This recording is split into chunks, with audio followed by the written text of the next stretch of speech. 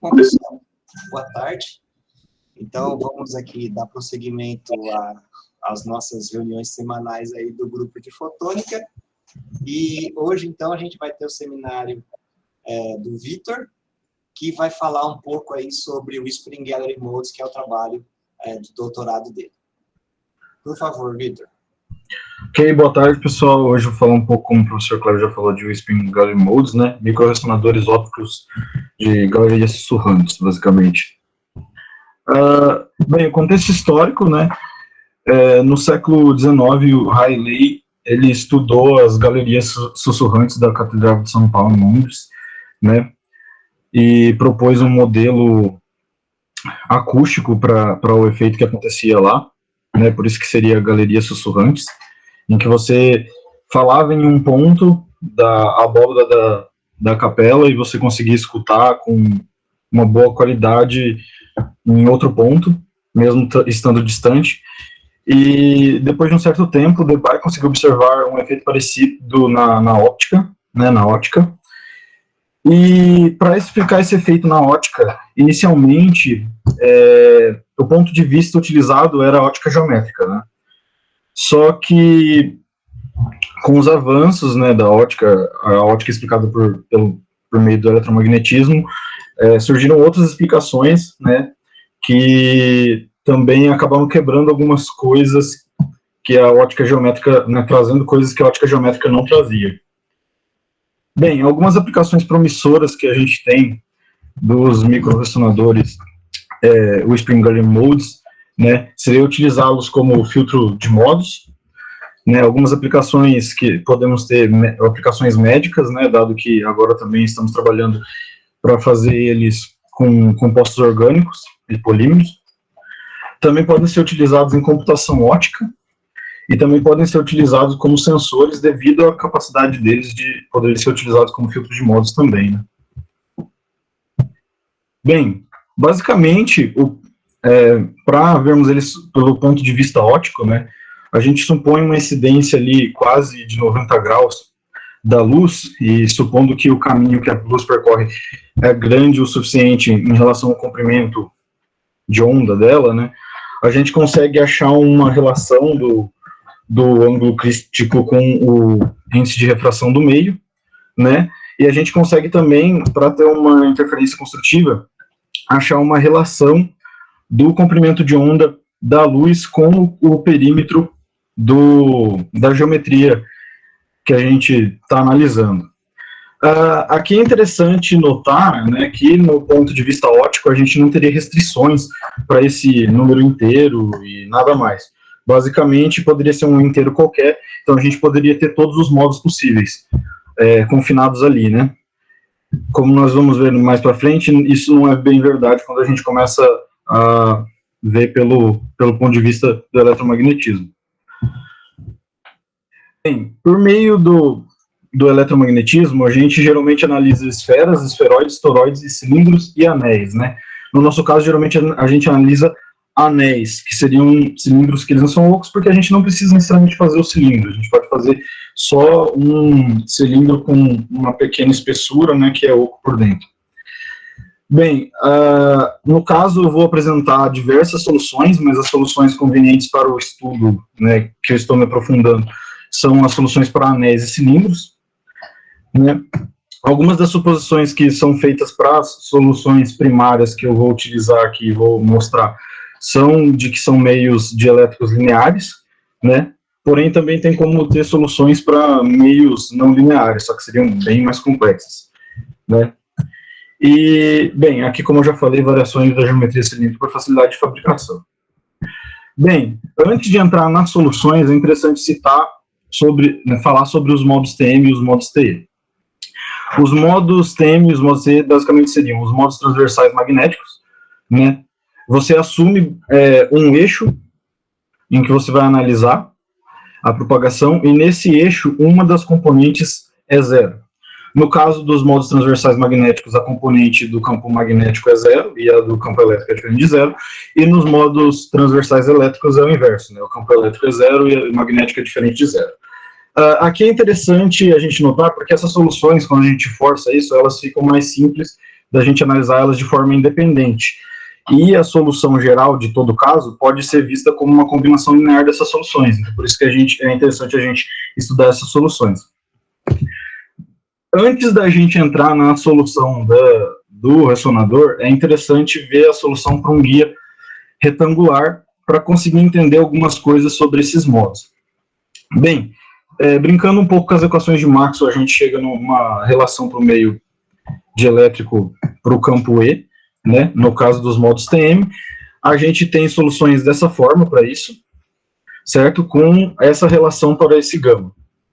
Bem, brincando mais um pouco com os rotacionais das equações de Maxwell, a gente consegue chegar nas equações de EX, EY, HX e HY, né? Lembrando que o HZ é zero. Não tem muita importância isso aqui, o importante só é a gente notar, que pelas condições de contorno a gente acaba chegando em um N inteiro e um N inteiro. Então, na verdade, os modos TM, eles seriam modos do tipo TM, com um inteiro M e um inteiro N, né? Eles teriam dois números que definem eles. Bem, para o modo TE, basicamente é a mesma coisa, a gente teria as condições de contorno, brinca um pouco com as equações de Maxwell, chega em equações parecidas, não iguais, mas parecidas, né? E também descobre que são modos TE do tipo MN. Bem, uma coisa que é interessante é que das condições para o gama, a gente conclui que o gama ele pode ser ou imaginário puro, ou real. E existe uma frequência de corte, né, em que a gente tem o gama ali igual a zero, que seria como se fosse uma frequência de ressonância. Seria a frequência em que a gente tem ela pode ficar confinada, digamos assim, né? Quando a frequência é menor do que isso, o gama é imaginário, então a gente teria o campo evanescente, isso não é interessante para a gente. Frequências maiores do que isso, a gente tem solução e ele se propaga no meio. Só que nós temos uma intensidade maior para a frequência de ressonância, que seria a frequência de corte. Bem, outra conclusão interessante é que a gente pode generalizar, né? Lógico que isso daqui é um pulo que eu acabei não demonstrando para todos os casos, mas é um pulo que é interessante de tentar entender, que a gente sempre vai ter modos TE do tipo, né, ou vai buscar modos TE do tipo M e N, né, para as geometrias. Mas agora, nas próximas demonstrações, nós vamos ver que realmente a gente tem modos T, M e N para as outras geometrias, né. Bem, agora sim, as deduções e suposições para a geometria cilíndrica. Bem, basicamente a gente supõe independência, né, do eixo Z para os campos, e que eles se propagam de uma forma harmônica, né, e que ele pode se propagar no eixo azimutal ou radial. A gente impõe algumas condições para a reflexão dele, que seria a condição de reflexão total, né, e para que isso aconteça a gente tem algumas relações dos vetores de onda. Por causa dessas relações, a gente acaba chegando numa limitação para esse número inteiro, que define a solução, né? Então, aqui já é interessante, que é uma coisa que a gente não tinha na ótica geométrica, né? Que a gente tem uma limitação para os valores de M, né? A gente tem uma limitação para os modos, né?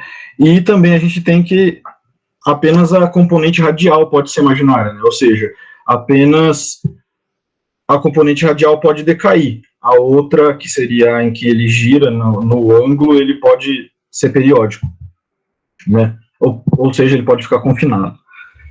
Bem, as soluções, como eu já expliquei, a gente pode fazer uma solução para o modo TM e para o modo TE, e as soluções vão ser dadas ou por combinações disso, ou pelos modos independentes, né? Brincando um pouco nas coordenadas cilíndricas, a gente chega nesse tipo de equação. Aqui é interessante que nós só vamos ter alguns M's específicos, e também é interessante notar que nós vamos ter diversas equações desse tipo, porque nós temos vários M's, né? Para cada equação desse tipo, a gente tem uma solução específica, né? Para quando quando o raio é menor do que A, a gente vai ter essa solução real, que seria a equação de Bessel de primeiro grau. E para quando o raio é maior do que o raio da estrutura, a gente teria essa solução de Hankel de segundo grau. Isso é interessante porque isso quer dizer que a solução ela é periódica dentro da estrutura, né? Ela fica confinada ali dentro. Bem, basicamente, dessa solução principal do campo Z, a gente tem a solução dos outros campos. E aqui a gente tem uma aplicação da condição de contorno para os campos. De um lado, a gente tem uma função que ela sempre vai ser real e ela tem um argumento real, e do outro a gente tem uma função complexa com argumento real.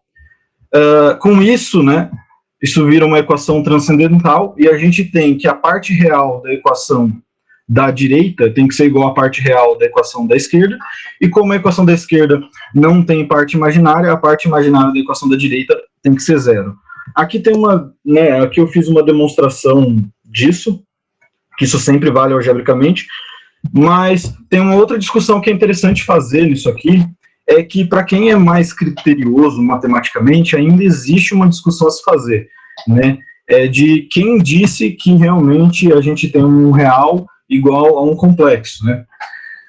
Bem, no caso aqui, a gente pode falar que isso é válido, porque a gente só está considerando as soluções na ressonância que a gente quer e as soluções dos modos confinados, né?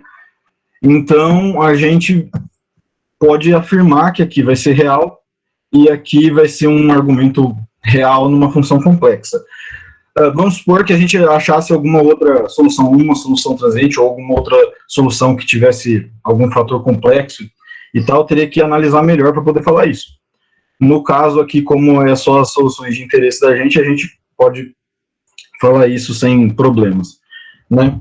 Essa relação de continuidade, ela acaba forçando que, para ordens de radiais mais baixas, os modos fiquem confinados na superfície do cilindro, e para ordens radiais mais altas, eles vão ter um volume modal maior. Isso é meio complicado de entender e de ver, porém é muito melhor ver na prática ou na simulação, né? Por isso que eu fiz algumas simulações para mostrar. Vamos lá. A geometria bem, basicamente deduzindo isso, a gente pode tentar fazer a mesma coisa para a geometria do anel, né? É um pouco mais chato, mas a gente chega numa solução parecida, e o que importa aqui nessa solução é a mesma coisa de antes. O que importa é que, onde a gente tem o meio, né, vai ter uma solução que ela é real, e pode ser periódica de forma que a onda fique confinada ali, né, e de forma que a condição de contorno force novamente o que a gente já viu antes. Bem, aqui são algumas simulações de modos. Aqui seria uma análise modal feita no console. Aqui a gente vê modos de ordem radial mais baixa, né, vai subindo conforme vai para a direita, e aqui seria um modo que o console encontrou, que seria um modo complexo. Seria quando o vetor de onda é complexo. Nesse caso, a gente teria onda evanescente, né? Então dá para ver que ele não fica confinado na estrutura, né? Ele, além dele ter a parte que fica confinada, ele também tem uma parte que acaba saindo, né? O campo fica evanescente. Bem, falando das soluções para o cilindro, também tem as soluções para a esfera, né? Não vou fazer dedução da solução da esfera para o caso clássico, mas vou discutir uma coisa que eu acabei me perguntando quando eu estava fazendo isso, bem, será que se eu olhar pelo lado quântico, não tem alguma coisa que eu deixei passar de só olhar pelo lado clássico? Bem, a solução da esfera, você acaba chegando em uma solução com harmônicos esféricos e vetores esféricos harmônicos também. Se você for pensar pelo viés da quântica, no artigo do Higino ele faz isso, né? Ele acaba não fazendo tantos passos, ele só meio que taca as equações e tal, mas se quiserem entender menos as equações acaba ficando meio complicado. Você acaba considerando, de vez de considerar como se fosse uma onda, você considera o fóton mesmo e a equação dele, né? E você consegue, usando os vetores esféricos harmônicos, você consegue chegar nos modos TE e nos modos TM dessa forma. As soluções, elas não são exatamente iguais, porque como é quântica aqui, a gente está usando os números quânticos do fóton, né, o momento angular dele e tal, mas elas são parecidas, né, ou análogas às soluções clássicas que a gente chega, porque as funções que estão multiplicando os coeficientes são as mesmas.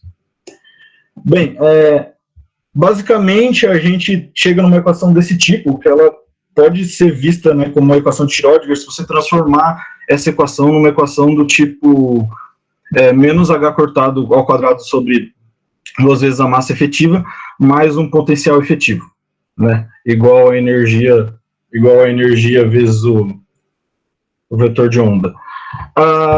Bem, o potencial efetivo seria isso. É uma coisa meio complicada, mas o que importa é que as soluções que você chega aplicando as condições para a função de onda, as condições de contorno, novamente você chega numa condição que é uma equação transcendental, e novamente você tem as mesmas conclusões de antes.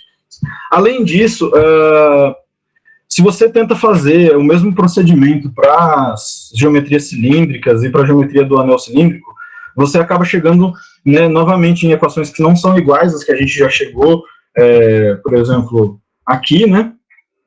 Mas você acaba chegando em equações que são equivalentes, porque as funções são as mesmas que as que você chegou pelo método clássico. Então, a conclusão que a gente tem, né, fazendo isso, é que, ainda bem, porque a gente não está deixando passar nada. Podemos só utilizar o eletromagnetismo mesmo do jeito que a gente conhece, sem ter que apelar para algo a mais na quântica, pelo menos por enquanto. Porque está dando tudo parecido. Bem, falar um pouco de algumas definições importantes quando se fala de Wispen-Gary modes, né? Seria o Free Spectral Range, que seria um intervalo de frequências entre dois modos, né? Geralmente geralmente é definido entre duas frequências ou entre dois comprimentos de onda. E, né, aqui eu lembrei da condição, né? Porque você não vai poder ter todos os modos possíveis, né? E aqui é um valor aproximado também, vale destacar isso. E tem o fator de qualidade, que na verdade é o mais utilizado. Bem, basicamente a gente pode entender o fator de qualidade como uma relação entre a energia armazenada pela energia dissipada por ciclo. E a gente pode entender como se a onda ficasse confinada no ressonador, e conforme a luz vai andando no ressonador, ela vai perdendo intensidade, ou então o fóton vai decaindo, enfim. Com isso dá para modelar a energia dessa forma. Bem, pensando de forma quântica, né, a gente teria a desigualdade de Heisenberg, então a gente teria ali um tempo mínimo de vida do fóton, e com isso a gente conseguiria também definir o fator Q como uma relação entre a frequência de ressonância e a largura de banda dessa frequência também. Então, esse fator, além de ele ser um fator de qualidade, você também consegue definir a largura da banda em relação à frequência de ressonância que você está analisando, né? Bem, alguns pontos da prática. Para fazer o acoplamento, né, tentar fazer o acoplamento da melhor maneira possível, que seria com 90 graus, a gente pega a fibra ótica e tenta fazer ela como se fosse um taper, né, tipo, esticando ela. Essa daqui é a montagem experimental, que eu peguei emprestada a imagem do doutorado da Natália, que é a montagem utilizada para fazer as medições. E aqui é interessante falar desse taper porque é baseado nessa forma aqui que a gente faz as simulações, né, para ter o acoplamento da luz quase 90 graus. Bem, além disso, né, também temos efeitos não lineares no ressonador, alguns deles vão ser para estudos futuros. A gente tem perdas por causa de processos de absorção do material, né, ou por causa, às vezes, de falhas no material devido a falhas na fabricação, ou alguma coisa do tipo. A gente também tem perdas por causa da radiação, e a gente também pode ter perdas por causa do espalhamento na superfície do objeto, né. No console tem como modelar algumas dessas coisas, mas quando você faz as simulações mais simples só com as equações de Maxwell mesmo, ele acaba não levando isso em conta.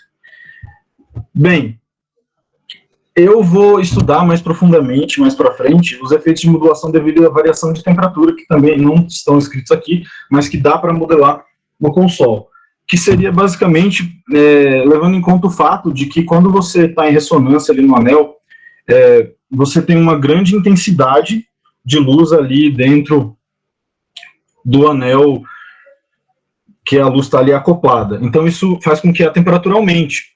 Só que a temperatura aumentando com o tempo, né, pensando em um certo intervalo de tempo, aquele anel ele pode variar o tamanho dele por causa disso, por exemplo. Né, ou o índice variar em algumas partes dele, alguma coisa do tipo. E isso faz com que os modos que antes eram os modos de ressonância já não sejam mais os modos que são de ressonância naquela nova configuração. Então faz com que aquele modo que está ali acoplado nele perca força ali dentro, né? E isso vai fazer a temperatura baixar. Então, provavelmente, né, quando eu conseguir terminar de modelar isso, a gente vai ver uma estrutura periódica em que a temperatura fica elevando e abaixando devido a essa ressonância que faz com que o anel esquente, saia da ressonância, perca um pouco do acoplamento, depois diminua a temperatura e volte para a ressonância e assim por diante. Bem, dado tudo isso, falar um pouco sobre as simulações e sobre alguns problemas que enfrentei para conseguir simular. Basicamente, inicialmente, você pode pensar assim, é o taper, vamos fazer uma parede de ar e vamos acoplar, fazer esse taper bem próximo ali do anel e vamos fazer com que ele acople a onda ali no ressonador. Bem, então, você tem muitas perdas computacionais quando você faz uma caixa de ar, porque como a gente está interessado apenas no que vai estar aqui dentro do ressonador, né, praticamente, porque a gente sabe que a onda vai ficar meio que presa ali dentro, a gente não é bom perder processamento computacional com áreas inúteis, digamos assim. Então, a primeira adaptação que foi interessante fazer, né, é cortar essa caixa de ar e realmente só deixar em volta, só deixar ar em volta das estruturas que precisam guiar a onda, né, como no caso embaixo. Também temos simulações 3D. Atualmente eu estou tentando me aprofundar para conseguir fazer algumas delas ficarem parecidas com as que eu fiz 2D. Aqui eu tentei fazer a estrutura do taper com a fibra ótica, mas não ficou muito bom. Depois eu cortei e fiz a simulação só com o taper, porque isso aqui ficou muito pesado e não rodava em lugar nenhum. E aqui é com a caixa de ar, né? É o mesmo problema que a gente enfrenta aqui. Se você fizer uma estrutura muito grande e tentar fazer uma caixa de ar, não vai funcionar. Então compensa fazer desse jeito, de forma que você só tenha ar em volta do que vai guiar a onda. Bem, dos modos que eu apresentei lá atrás, eu enumerei F1, F2, F3. Eu simulei eles, né? Eu peguei os valores deles e simulei eles para acoplamento na onda, no anel com a fibra ótica. No caso, aconteceu foi um pouco estranho, porque, embora tenha acoplamento, não foi bonitinho, né, não ficou com a ordem radial bonitinha, vendo aqui na borda do anel e tal.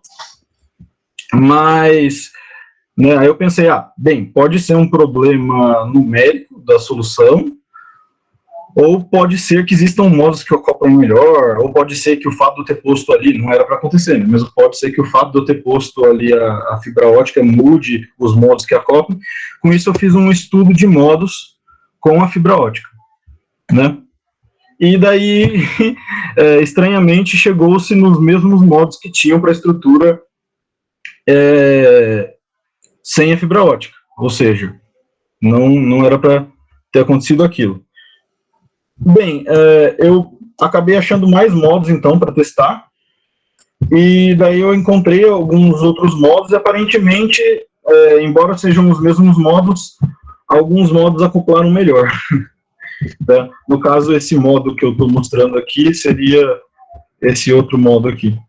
Os modos com frequência maior, eles acoplaram melhor. E daí, o mesmo modo acoplou tanto no caso com uma fibra ótica, como no caso em que você coloca uma fibra ótica guiando e coloca outra na saída. Bem, além de simulações desse tipo, também eu arrisquei fazer algumas simulações, né? Existe um dispositivo que chama válvula de Tesla, que ele é utilizado para fluidos, que basicamente ele tem algumas paletas que elas são construídas de uma forma que o líquido ele vai numa direção, mas quando você tenta fazer o líquido ir por outra direção, ele não consegue, né? Líquido ou fluido, enfim. Eu quis ver o que aconteceria se eu tentasse fazer alguma coisa do tipo num ressonador, e basicamente, pelo que eu vi, com os modos que acoplaram bem no ressonador, a única coisa que aconteceu mesmo foi que no sentido que era para diminuir o fluxo, realmente diminuiu, mas houve um aumento do volume modal apenas, né? Isso daqui é uma coisa que ainda acredito que precisa de mais estudo para conseguir entender melhor o que está acontecendo. Bem, alguns objetivos futuros meus, além de fazer algumas das simulações lá 3D, é conseguir estudar como filtrar modos, né, com o ressonador, né, porque existem alguns materiais que têm um valor de K que varia com a frequência, né, então talvez dê para trabalhar com um filtro de modos, talvez dê para fazer um filtro de modos utilizando dessa variação. Também estudar e modelar a variação do modelo com a temperatura, né? Talvez modelar a variação do tamanho do ressonador com a temperatura devido à absorção da radiação e coisas do tipo. E também criar modelos ali de, digamos assim, estados estacionários da absorção e da variação da temperatura nesses modelos.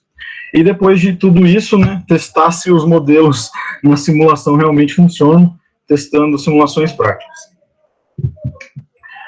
Bem, basicamente é só tudo isso. Agradeço aí a atenção de todo mundo, tá me ouvindo aí já faz um tempinho. E aqui algumas das minhas referências.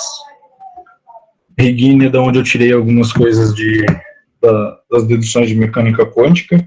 E também existem outros artigos dele que falam disso. É isso.